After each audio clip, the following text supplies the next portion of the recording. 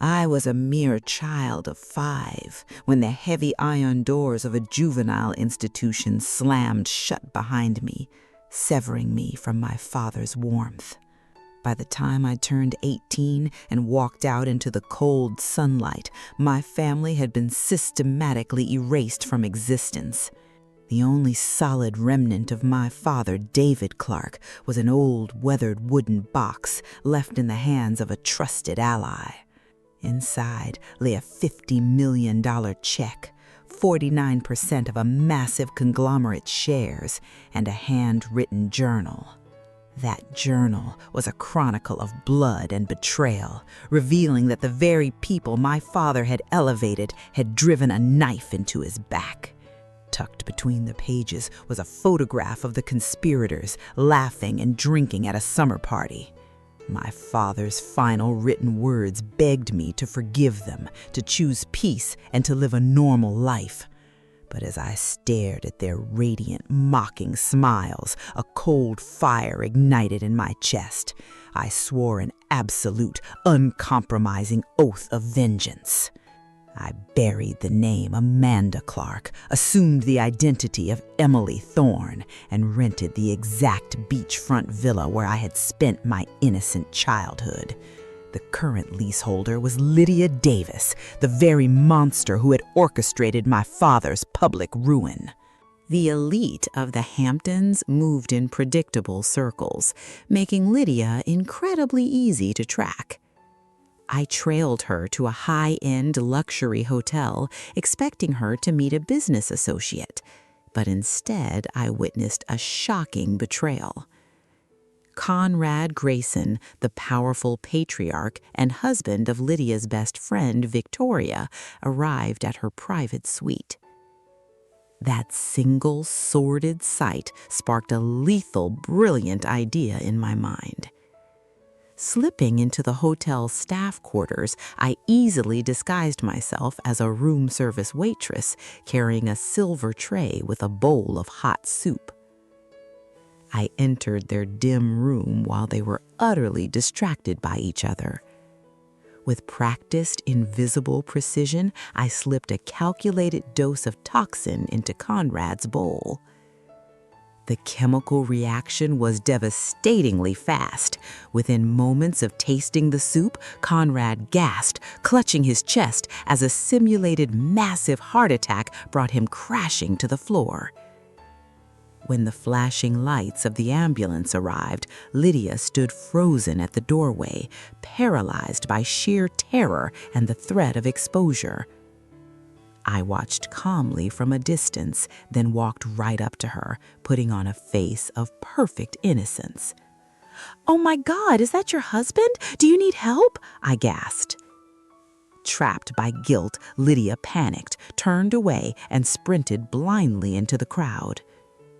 At the hospital, Victoria discovered it was only severe food poisoning, but the hotel pajamas Conrad wore proved his infidelity. She leaned over his bed and hissed, "Don't you ever do that again." To utterly shatter a decade-long ironclad friendship, I decided to weaponize this secret at Victoria's exclusive charity auction, hosted on a massive multi-million-dollar yacht. The air was thick with wealth and hypocrisy as I elegantly navigated the crowd, tracking my targets. I chose the perfect psychological moment, stepping into the light just as Victoria and Lydia were conversing near the railing. "We actually met yesterday at the hotel," I said, offering a tight, flawless social smile. "I do hope your husband is recovering well, Mrs. Grayson." The words landed like a physical blow. Victoria instantly caught the sudden suffocating terror paralyzing Lydia's face and realized the horrific truth of the affair. Her expression turned to pure, icy fury. In a devastating display of social execution, Victoria publicly returned Lydia's expensive crystal gift right there on the deck. She then raised her hand, summoning tight-lipped security guards to forcibly and publicly escort a weeping Lydia off the yacht. My first strike had successfully isolated my enemy. My next target was Daniel Grayson, Victoria's only son and the heir to the family empire. Old trial footage had proved a devastating truth. Victoria, the woman my father had loved most, was the first to testify against him. I would use her son to tear her world apart. However, the absolute secrecy I thought I operated in was shattered that very night. I returned to my darkened beachfront villa, my senses instantly alerting me to a foreign presence in the shadows. Suddenly, a figure lunged at me from the dark. Relying on years of intense martial arts training, I parried the strike, swept his legs, and slammed him hard against the floor, pinning his throat. As his breath caught, the intruder managed to choke out, "My name is Nolan. Stop." I froze, recognizing the gaunt face. Nolan Ross was a brilliant, eccentric tech billionaire, but to me, he was the skinny kid who had picked me up in a sports car the day I left prison. He had been an investor backed by my father in his early days.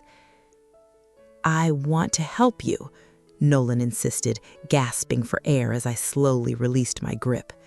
"Your father was a good man, and I owe him everything. If you refuse my alliance, look out, because I can become a far more dangerous enemy than any of the Graysons." Realizing his resources were unmatched, I reluctantly accepted his presence in my shadow. To draw closer to Daniel, I attended an elite polo match hosted by the Graysons the following afternoon. There, I ran into Bill Harmon, my late father's former best friend who had ruthlessly turned against him during the trial for a massive payout. A decade of greed and high society had completely blinded Bill. He looked right at me and didn't recognize the little girl he used to bounce on his knee. Playing the role of a wealthy, sophisticated foreign investor, I stroked his massive ego, gaining his trust so effortlessly that he eagerly invited me to a private business dinner. The following morning, I visited his high-rise investment firm, where he proudly boasted about his soaring profits, which were heavily fueled by insider gossip from Victoria Grayson. Bill tried to lure me into investing my vast capital into his funds, but I politely declined, using his disappointment to feed him a fabricated insider tip. I casually mentioned that Nolan Ross's global tech group was secretly finalizing a massive unannounced partnership with Allcom Cellular, a move that would cause the stock to skyrocket overnight. Greed completely blinded his professional judgment. The next morning, a strategically placed media leak falsely announced the Allcom partnership, sending the stock into a frenzy. I called Bill, acting frantic and breathless on the phone, urging him to buy immediately before the window closed. Seeing Nolan's name associated with it, Bill took the bait completely. He didn't just use my fake capital, he illegally mobilized his entire company's core investment funds, buying every single available share on the market in an adrenaline-fueled gamble. While Bill was popping champagne in his office, celebrating what he believed to be overnight legendary wealth, Nolan executed the trap. A live high-definition video broadcast leaked onto every major financial news network online. Nolan Ross publicly declared that the Allcom partnership rumor was a total fabrication caused by a malicious internal leak, stating his company had no interest in the deal. Instantly, the market went into a tailspin, and Allcom shares plummeting to absolute zero within minutes. Bill's entire financial portfolio, along with his clients' fortunes, was totally wiped out in a single afternoon.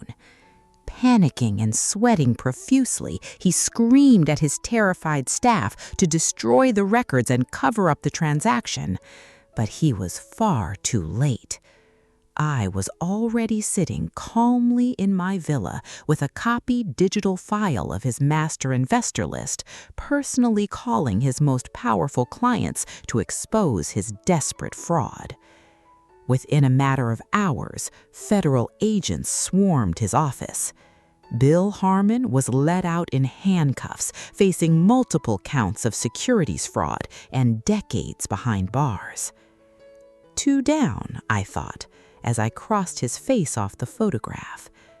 But the Graysons were watching, and Victoria was already growing deeply suspicious of the mysterious new girl next door.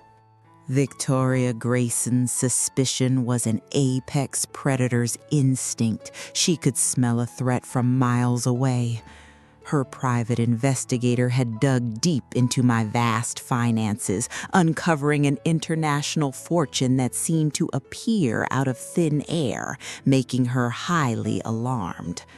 Seeking to unmask me, she extended an icy invitation to her sprawling mansion under the guise of a casual afternoon tea. Our tense psychological sparring was abruptly interrupted when Conrad walked into the drawing room accompanied by Senator Kingsley.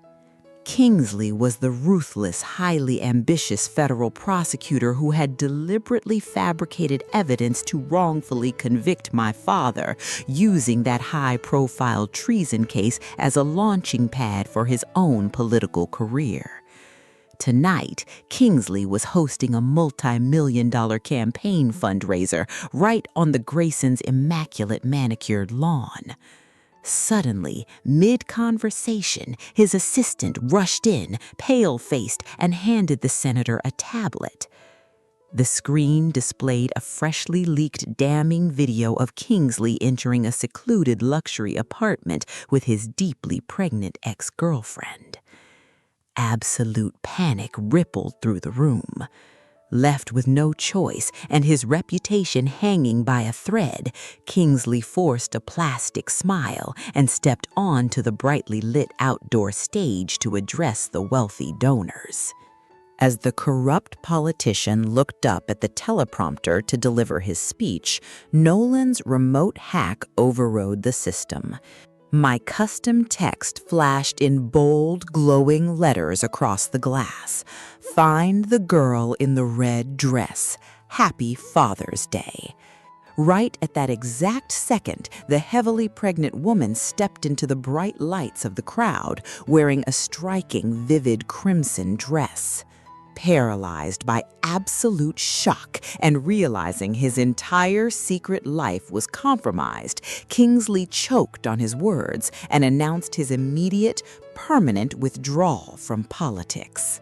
Backstage, the aftermath was pure chaos. Kingsley's assistant frantically revealed that the senator had supposedly been texting the woman and had even purchased her plane ticket directly from his personal computer.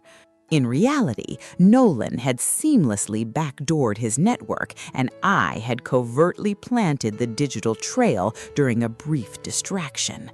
My cold, calculated ruthlessness sent a visible chill down Nolan's spine as he watched the politician's life crumble. The very next morning, I learned Victoria was hosting an exclusive, ultra-private therapy tea session with Dr. Michelle Banks, the renowned celebrity psychologist who had kept me psychologically captive in an isolated facility for 10 agonizing years during my childhood. Dr. Banks had been paid handsomely by the elite to ensure the young daughter of David Clark grew up believing her father was a monster. I signed up for the session immediately under my false identity. During the sophisticated event, while the wealthy guests sipped champagne, I smoothly swapped the presentation disc in the media room. Instead of showcasing the doctor's extensive charity work, the massive screen suddenly broadcasted hidden camera recordings of the elite's most private, deeply guarded therapy sessions. The room fell into a suffocating silence as Victoria's voice echoed through the speakers, coldly confessing that she deeply regretted ever having a daughter. Enraged and utterly humiliated in front of her peers, Victoria's eyes flashed with murderous intent. She immediately retreated to her study and ordered her dangerous loyal fixer, Frank, to eliminate the psychologist permanently to prevent further exposure. I had spent an entire grueling year posing as a patient just to copy those highly encrypted files. But Nolan confronted me bitterly back at the villa, accusing me of hurting innocent patients just to tear down Victoria. What neither Nolan nor I anticipated was the dark depths of Victoria's original involvement. New documents revealed she was the mastermind who had personally financed my childhood brainwashing. Suddenly, the shrill sirens of police cruisers echoed through the elite neighborhood. They arrived at the Grayson mansion not to investigate the digital leaks, but to announce that Dr. Michelle Banks had been violently kidnapped from her home. Her upscale clinic had been completely ransacked, and multiple terrified witnesses reported hearing Victoria's explicit death threats earlier that day. Soon enough, an anonymous digital tip guided the local police to rescue the traumatized doctor from a damp, abandoned warehouse. However, Victoria plunged into absolute panic when breaking news media revealed that the warehouse was legally owned by a shell company belonging directly to the Grayson family. To desperately divert the spiraling media scandal and rebuild their public image, Victoria hastily organized a massive, high-profile gala. In a stroke of pure, manipulative genius, she publicly invited the surviving victims and families of my father's framed commercial treason case, intending to paint herself as a compassionate benefactor. I easily secured a VIP invitation to the grand gala, but my preparations were abruptly shattered when a vengeful Lydia Davis suddenly appeared at my front door. Having tracked my movements, she aggressively threatened to expose my real past to Victoria if I didn't immediately legally return her beachfront house. I looked at her with cold indifference, flatly refused her demands, and covertly ordered her remaining belongings to be packed and shipped away. At the gala, a desperate Lydia tried to reconcile with an icy Victoria, but she was cruelly mocked and rejected by the high society queen.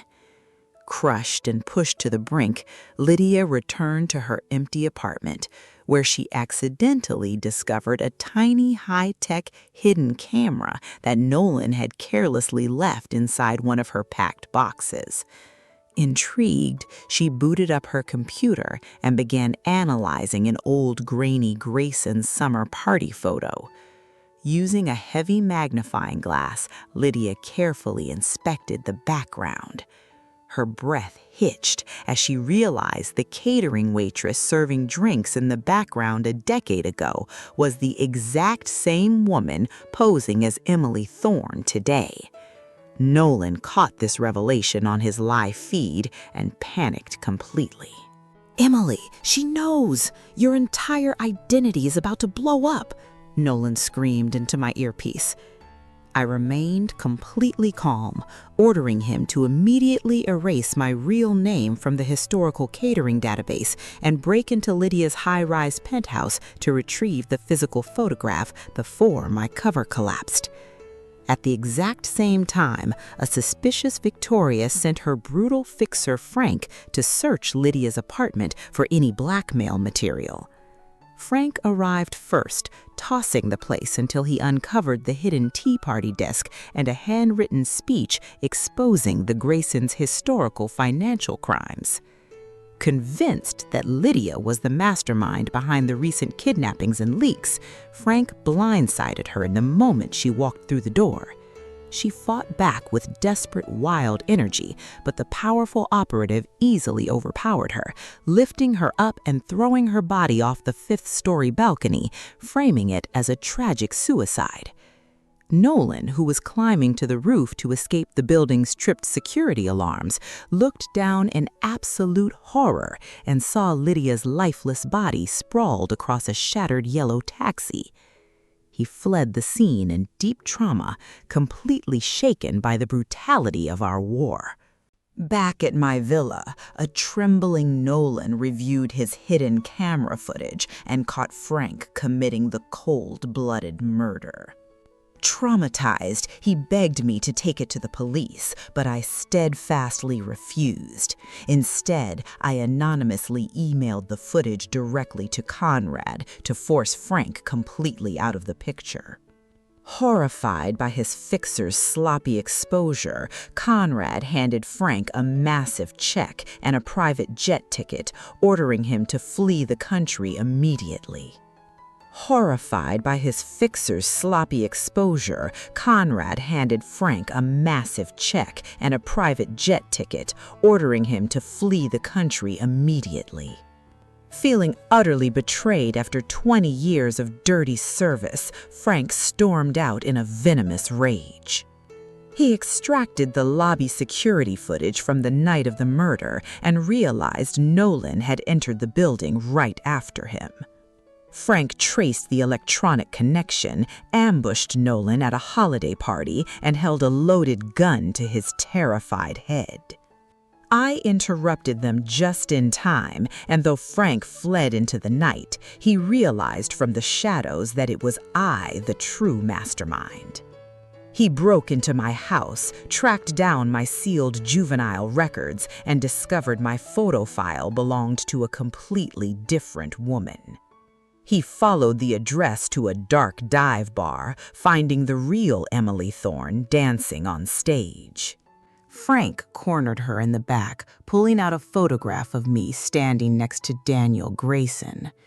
"You're the real Emily Thorne, and she is Amanda Clark," he whispered with a sadistic grin. Terrified but sharp, she agreed to tell him everything in a private alleyway. Frank immediately dialed Victoria, shouting into his phone, "You were right about Emily!" But the line abruptly cut off in the static. To protect my secret and her own freedom, the real Emily had brutally executed Frank right there in the alleyway, dumping his blood-stained body into the heavy brush. Meanwhile, Lydia miraculously woke up from her deep coma at the hospital, though her memory was entirely fractured. The real Emily arrived at my beachfront house, and we embraced tightly. To protect her from the fallout, I forged clean plane tickets to send her to France, ensuring our permanent identity swap remained completely intact. But as I dove back into my father's hidden journals, I stumbled upon another shocking, deeply buried truth. Charlotte Grayson was my biological sister, conceived during my father's secret affair with Victoria. Armed with this nuclear information, I sent Conrad a hidden digitized tape of the decades-old affair. Conrad immediately filed for a savage divorce and ordered a mandatory DNA test on Charlotte. To protect my identity, my contact inside the medical lab switched the vials, making it appear that the real Emily's DNA perfectly matched Charlotte's profile. To protect my identity, my contact inside the medical lab switched the vials, making it appear that the real Emily's DNA perfectly matched Charlotte's profile. Victoria was left completely stunned, believing the girl she despised was her long-lost daughter. But the chaos peaked when Jack Porter found tape number 14 hidden in Emily's abandoned room. He watched the raw footage of the affair, marched straight into our grand engagement party, and exposed the truth to the entire gathered family. Under immense public pressure, Conrad confessed that David Clark was indeed Charlotte's real father. The family fractured instantly, and Edward Grayson stripped Conrad of his empire, naming Daniel his sole successor. Suddenly, Daniel's psychotic, jealous classmate Tyler stole my father's keepsake box and kidnapped Emily, demanding a $5 million ransom. I tracked him to an isolated lot, pinning a gun to his head, but Emily unexpectedly turned her weapon on me. Fueled by a chaotic desire for quick cash, Emily freed Tyler and took the money, leaving me stranded. Distraught but determined, I attended the grand summer party on the beach, fully prepared for a final, violent confrontation to reclaim my father's legacy. My powerful mentor, Satoshi Takeda, suddenly appeared in the dark shadows of the dunes, calmly handing me the recovered keepsake box. "I have permanently handled your problem," he whispered coldly before vanishing. Moments later, a piercing, horrific scream echoed from the dark shore. The guests ran down to the beach to find a man executed on the sand. It wasn't Daniel, it was Tyler, shot 3 times in the chest. Daniel suddenly emerged from the foggy dunes, covered in thick blood and completely disoriented. Before the police could flood the scene, Victoria grabbed her son and whispered fiercely, "Don't admit to anything." Daniel was immediately arrested for murder and held without bail. To clear his name, the desperate Graysons hired a ruthless defense lawyer who planned to frame my close friend Jack Porter as a secondary suspect.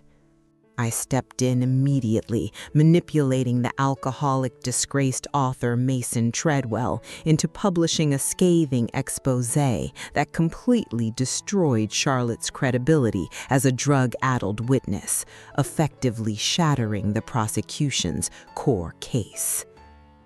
In a desperate, horrific move to save her son from prison, Victoria bribed a corrupt guard to have Daniel brutally beaten in the showers, forcing the sympathetic judge to grant him medical bail. But the real break came when Victoria's close associate was pulled over by state police with the blood-stained murder hoodie in his trunk. A damning piece of evidence I had covertly planted days prior. Before the associate could talk to the district attorney, Conrad's Black Ops assets permanently silenced him inside his cell, leaving behind a forged suicide confession that cleared Daniel of all legal charges. Reviewing the deleted prison audio logs, I discovered a terrifying truth. My father hadn't died in a random prison riot. Conrad had explicitly ordered his execution, and the silver-haired killer responsible was still very active in the city. I baited Conrad by sending him an intimate, compromised video of Daniel and me, forcing a secret emergency meeting with his assassin. Nolan tracked their GPS coordinates to a heavily fortified downtown bunker, but the silver-haired man spotted Nolan's hidden camera lens, knocked him unconscious, and took him hostage. To save my only ally's life, I walked into the dark compound entirely defenseless. The moment the killer left the room to speak with Conrad, I picked my heavy handcuffs, freed a bruised Nolan, and ambushed the returning assassin with a tactical axe. I completely overpowered his Black Ops training, pinning him violently to the concrete floor. My blood screamed for his life, but I spared him at the very last second to keep my humanity intact. Returning home, I officially broke off my engagement with Daniel, entirely disgusted by his decision to lie to the press and protect his family's blood-soaked legacy. Nolan quietly slipped the fully decrypted corporate terrorist ledgers into the federal police chief's car, giving authorities irrefutable proof of Conrad's global crimes. The fallout from the decrypted ledgers was instantaneous and devastating. Federal marshals, backed by armed tactical units, swarmed the Grayson mansion in the middle of the night, tearing down the gates of the empire. A panicked Victoria was cornered on a private tarmac, forced by government agents onto a waiting jet bound for a federal grand jury in New York. Conrad, arriving in a frenzy, begged her on the tarmac not to board the aircraft, warning her with desperate eyes that it was a highly coordinated trap. But Victoria, consumed by her own pride and hatred, scoffed at his warnings, pushed past the marshals, and stepped inside the cabin. Minutes after takeoff, as the jet climbed into the night sky, the silver-haired operative watched coldly from a darkened hangar below. He pressed a single button on a remote detonator. The aircraft suddenly exploded into a massive, blinding ball of fire over the Atlantic Ocean, leaving absolutely no survivors and scattering the remnants of Victoria's secrets into the deep, dark sea. Back at the quiet beachfront villa, the silence was deafening. I poured a solitary glass of red wine, my eyes fixed on the breaking news broadcast illuminating the dark room. The television screen flashed images of the burning wreckage. The invincible Grayson Empire had finally fallen to the ground. The long, agonizing, and bloody war for my father's memory was officially over. I had stripped them of their wealth, their freedom, and their legacy. But as I sat alone in the dark, breathing in the quiet victory, the glass balcony doors suddenly slid open. Nolan stepped into the room, his face completely pale and his hands trembling uncontrollably as he booted up his modified laptop. I managed to clone the master corporate ledgers before handing the physical drives over to the feds, Emily, he said, his voice dropping to a terrifying whisper. And the encrypted back files reveal something they buried 20 years ago. Your mother didn't die in that psychiatric hospital. Look at these medical signatures. She is fully alive.